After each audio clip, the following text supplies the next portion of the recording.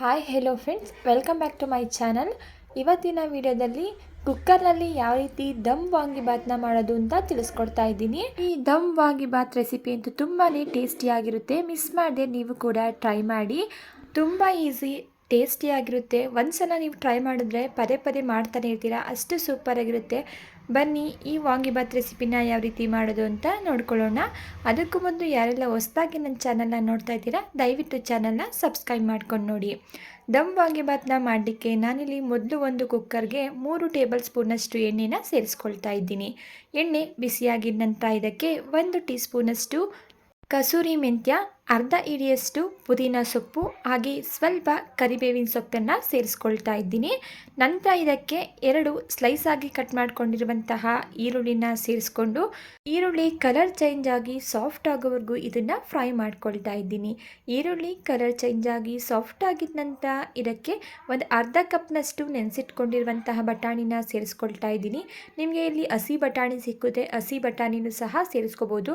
ಇದ್ರ ಜೊತೆಗೆ ಸ್ವಲ್ಪ ದಪ್ಪದಾಗಿ ಕಟ್ ಮಾಡಿಟ್ಕೊಂಡಿರುವಂತಹ ಕ್ಯಾಪ್ಸಿಕಮ್ನ ಸೇರಿಸ್ಕೊಂಡು ಒಂದು 2 ನಿಮಿಷಗಳ ಕಾಲ ಚೆನ್ನಾಗಿ ಫ್ರೈ ಮಾಡ್ಕೊಳ್ತಾ ಇದ್ದೀನಿ. ನಂತರ ನಾನಿಲ್ಲಿ ಇದಕ್ಕೆ ಬದನೆಕಾಯಿನ ಸೇರಿಸ್ಕೊಳ್ತಾ ಇದ್ದೀನಿ. ನಾನು ಆಲ್ರೆಡಿ ಬದನೆಕಾಯಿನ ಕಟ್ ಮಾಡಿಕೊಂಡು ನೀರಿಗೆ ಸೇರಿಸ್ಕೊಂಡು ಇಟ್ಕೊಂಡಿದ್ದೆ.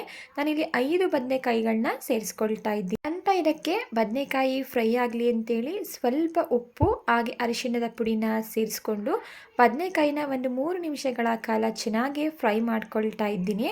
ನೋಡಿ, ಈಗ ಬದನೆಕಾಯಿನ ನಾನಿಲ್ಲಿ ಒಂದು 3 ನಿಮಿಷಗಳ ಕಾಲ ಚೆನ್ನಾಗಿ ಫ್ರೈ ಮಾಡ್ಕೊಂಡಿದ್ದೀನಿ. ನಂತರ ಇದಕ್ಕೆ ಒಂದು 2 ಟೀ ಸ್ಪೂನಷ್ಟು ನಾನಿಲ್ಲಿ ಒಣ ಕೊಬ್ಬರಿ ತುರಿನ ಸೇರಿಸ್ಕೊಳ್ತಾ ಇದ್ದೀನಿ.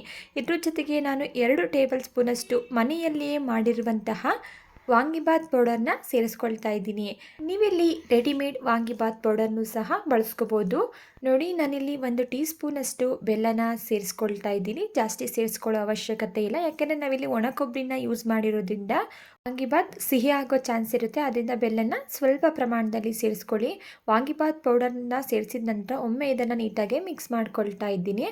ನಂತರ ಇದಕ್ಕೆ ನಾನು ಸಣ್ಣದಾಗಿ ಕಟ್ ಮಾಡ್ಕೊಂಡಿರುವಂತಹ 3 ಟೊಮೊಟೊ ಹಣ್ಣನ್ನು ಸೇರಿಸ್ಕೊಳ್ತಾ ಇದ್ದೀನಿ. ನಾನಿವತ್ತು ಹುಣಸೆ ಹಣ್ಣಿನ ಬದಲಾಗಿ ಟೊಮೊಟೊ ಹಣ್ಣನ್ನು ಸೇರಿಸಿ ವಾಂಗಿಬಾತ್ನ ಮಾಡ್ತಾ ಇದ್ದೀನಿ. ಈ ರೀತಿ ಕೂಡ ವಾಂಗಿಬಾತ್ ತುಂಬಾ ಸೂಪರ್ ಆಗಿರುತ್ತೆ. ಒಂದ್ಸಲ ಟ್ರೈ ಮಾಡಿ ನೋಡಿ. ಟೊಮೊಟೊನ ಸೇರಿಸ್ಕೊಂಡಿದ್ದ ನಂತರ ಟೊಮೊಟೊ ಕಂಪ್ಲೀಟಾಗಿ ಸಾಫ್ಟ್ ಆಗೋವರೆಗೂ ಇದನ್ನು ಫ್ರೈ ಮಾಡ್ಕೊಳ್ತಾ ಇದ್ದೀನಿ. ನೋಡಿ, ಈಗ ಟೊಮೆಟೊ ಕೂಡ ಕಂಪ್ಲೀಟಾಗಿ ಸಾಫ್ಟ್ ಆಗಿದೆ. ಈಗ ಇದಕ್ಕೆ ನಾನು ನೋಡಿ, ಈ ಗ್ಲಾಸ್ನಲ್ಲಿ 2 ಗ್ಲಾಸ್ನಷ್ಟು ನಾನು ರೈಸನ್ನು ತಗೊಂಡಿದ್ದೀನಿ. ಅದೇ ಗ್ಲಾಸ್ನಲ್ಲಿ ನಾನು ಅಳತೆ ಮಾಡಿಕೊಂಡು 4 ಗ್ಲಾಸ್ನಷ್ಟು ನೀರನ್ನು ಸೇರಿಸ್ಕೊಳ್ತಾ ಇದ್ದೀನಿ. ನೀರನ್ನು ಸೇರಿಸಿದ ನಂತರ ಇದಕ್ಕೆ ರುಚಿಗೆ ತಕ್ಕಷ್ಟು ಉಪ್ಪನ್ನು ಸೇರಿಸ್ಕೊಳ್ತಾ ಇದ್ದೀನಿ. ಉಪ್ಪನ್ನು ನೋಡಿ ಸೇರಿಸ್ಕೊಳ್ಳಿ. ಆಲ್ರೆಡಿ ಬದನೆಕಾಯಿನ ಫ್ರೈ ಮಾಡಲಿಕ್ಕೂ ಸಹ ನಾವಿಲ್ಲಿ ಉಪ್ಪನ್ನು ಸೇರಿಸ್ಕೊಂಡಿದ್ವಿ. ಉಪ್ಪನ್ನು ಸೇರಿಸಿದ ನಂತರ ಒಮ್ಮೆ ನೀಟಾಗಿ ಇದನ್ನು ಮಿಕ್ಸ್ ಮಾಡಿಕೊಂಡು ನೀರನ್ನು ಕುದಿ ಬರಲಿಕ್ಕೆ ಬಿಟ್ಟಿದ್ದೆ. ನೀರು ಕೂಡ ಈಗ ಚೆನ್ನಾಗಿ ಕುದಿ ಬಂದಿದೆ. ಈ ಟೈಮಲ್ಲಿ ನಾನು ವಾಶ್ ಮಾಡಿ ಒಂದು 10 ನಿಮಿಷಗಳ ಕಾಲ ನೆನೆಸಿಟ್ಕೊಂಡಿರುವಂತಹ ನಾರ್ಮಲ್ ಊಟಕ್ಕೆ ಬಳಸುವಂತಹ ಬುಲೆಟ್ ರೈಸನ್ನೇ ನಾನಿಲ್ಲಿ ಸೇರಿಸ್ಕೊಳ್ತಾ ಇದ್ದೀನಿ. ಪರ್ಫೆಕ್ಟಾಗಿ ಇದು ಅರ್ಧ kg ಇದೆ. ನಿಮಗೆ ಯಾವ ರೈಸ್ ಸಿಗುತ್ತೆ ಅದೇ ರೈಸನ್ನು ನೀವಿಲ್ಲಿ ಸೇರಿಸ್ಕೋಬೋದು. ರೈಸನ್ನು ಸೇರಿಸಿದ ನಂತರ ಮಿಕ್ಸ್ ಮಾಡಿಕೊಂಡು ಇದನ್ನು ಕುದಿ ಬರಲಿಕ್ಕೆ ಬಿಟ್ಟಿದ್ದೆ. ನೋಡಿ, ಈಗ ಚೆನ್ನಾಗಿ ಕುದೀತಾ ಇದೆ. ಈ ಟೈಮಲ್ಲಿ ಗ್ಯಾಸ್ ಸ್ಟವ್ನ ಲೋ ಫ್ಲೇಮಲ್ಲಿ ಇಟ್ಕೊಂಡು ಒಮ್ಮೆ ನೀಟಾಗಿ ಇದನ್ನು ಮಿಕ್ಸ್ ಮಾಡಿಕೊಡಿ. ಮಿಕ್ಸ್ ಮಾಡ್ಕೊಂಡಿದ್ದ ನಂತರ ಇದಕ್ಕೆ ಸಣ್ಣದಾಗಿ ಕಟ್ ಮಾಡಿ ಇಟ್ಕೊಂಡಿರುವಂತಹ ಸ್ವಲ್ಪ ಕೊತ್ತಂಬರಿ ಸೊಪ್ಪು, ಹಾಗೆ ಇದಕ್ಕೆ ಫ್ಲೇವರ್ಗೋಸ್ಕರ ನಾನಿಲ್ಲಿ 1 ಟೇಬಲ್ ಸ್ಪೂನಷ್ಟು ತುಪ್ಪನ ಸೇರಿಸ್ಕೊಂಡು ಕುಕ್ಕರ್ ಕ್ಯಾಪ್ನ ಕ್ಲೋಸ್ ಮಾಡಿ ಮೀಡಿಯಂ ಫ್ಲೇಮಲ್ಲಿ 2 ವಿಷಲ್ ಆಗಲಿಕ್ಕೆ ಬಿಡ್ತಾ ಇದ್ದೀನಿ. ಈಗ 2 ವಿಷಲ್ ಕೂಡ ಆಗಿದೆ. ಕುಕ್ಕರ್ ಪ್ರೆಷರ್ ಎಲ್ಲ ರಿಲೀಸ್ ಆಗಿದೆ. ಕುಕ್ಕರ್ ಕ್ಯಾಪ್ನ ಓಪನ್ ಮಾಡ್ತಾ ಇದ್ದೀನಿ. ನೀವೇ ಇಲ್ಲಿ ನೋಡ್ಬೋದು ಎಷ್ಟು ಸೂಪರ್ ಆಗಿರುವಂತಹ ದಮ್ ವಾಂಗಿಬಾತ್ ರೆಡಿ ಆಗಿದೆ ಅಂತೇಳಿ. ಟೇಸ್ಟಲ್ಲಿ ಯಾವುದೇ ರೀತಿಯ ಕಾಂಪ್ರಮೈಸ್ ಇರೋದಿಲ್ಲ, ಅಷ್ಟು ಸೂಪರ್ ಆಗಿರುತ್ತೆ.